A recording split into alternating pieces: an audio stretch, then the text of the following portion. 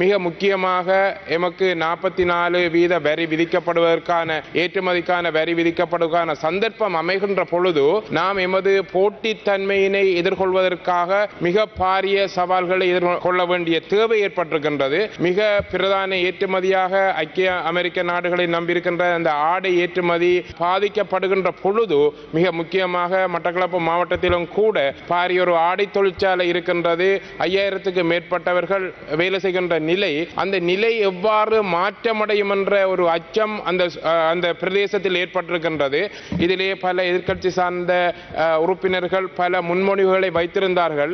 இந்த விடயத்திலே நீங்கள் மிக ஆக்கப்பூர்வமாக செயற்பட வேண்டிய விடயமாக நாங்கள் எதிர்பார்க்கின்றோம்.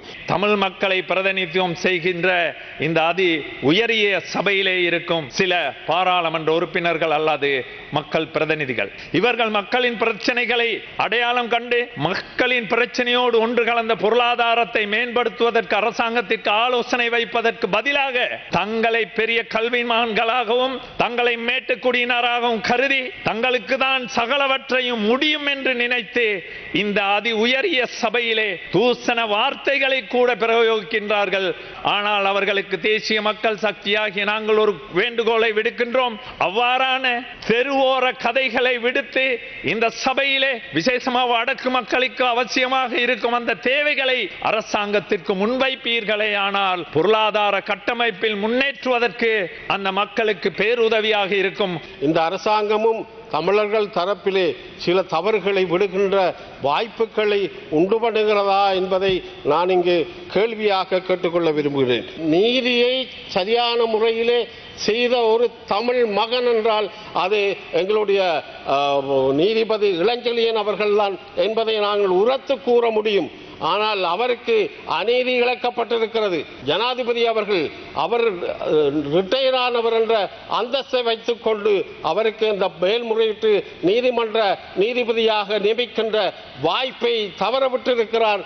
அந்த பொறுப்பை ஜனாதிபதி அவர்கள் எடுக்க வேண்டும் என்று நான் இச்சந்தர்ப்பத்திலே கேட்டுக்கொள்ள விரும்புகிறேன். ஜிசி ஓலெவல் பரீட்சையிலே காத்தாங்குடி மத்திய கல்லூரியிலே இடம்பெற்ற தமிழ் மொழியும் இலக்கியம் என்ற பாடத்திலே அங்கிருந்த மேற்பார்வையாளர் பரீட்சை எழுத விடாமல் பலாத்காரமாக தடுத்து பரீட்சை வினாத்தாள்களை 1.5 மணித்தியாலத்துக்கு முன்பே பெற்றது மிக பெரிய கவலையையும் வேதனையும் அந்த பெற்றோருக்கு அளித்திருக்கிறது. சம்பந்தப்பட்டவர் இப்பொழுது நீக்கப்பட்டிருக்கிறார். சடிதியாக இவ்வாறு செய்தனூடாக மாணவர்கள் பாதிக்கப்பட்டு ஏனைய பாடங்களிலும் தங்களுடைய மன உளைச்சல் காரணமாக போதிய பெறுபர்களை பெற முடியாமல் போயிருக்கிறது. கௌரவ பிரதம அமைச்சர் அவர் உடனடியாக இது தொடர்பில் உரிய நடவடிக்கை எடுத்து இந்த மாணவர்களுக்கு உரிய புள்ளிகளை பெற்றுக் கொடுக்க வேண்டும். கடந்த காலங்களை போன்று இந்த அரசாங்கத்திலும் முஸ்லிம்கள் பல நெருக்கடிகளை எதிர்நோக்குவதற்கு இடமளிக்க கூடாது.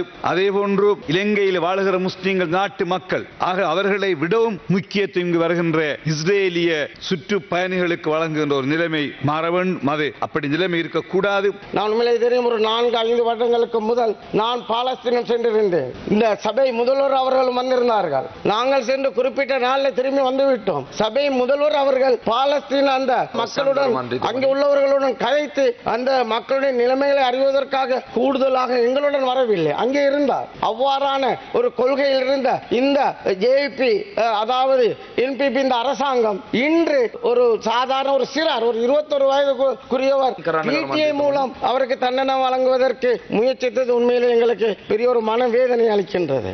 எதிர்தரப்பில் இருக்கையில் எமது ஜனாதிபதியும் அந்த அணியினரும் இந்த பிடிஐக்கு எதிராக கடுமையாக பேசுவோம். ஏன்னா இதுல உண்மையிலே பாதிக்கப்படுறது சிறுபான்மை சமூகம் தான். கிளீன் ஸ்ரீலங்காவுக்கு நாங்களும் முழுமையான ஆதரவு.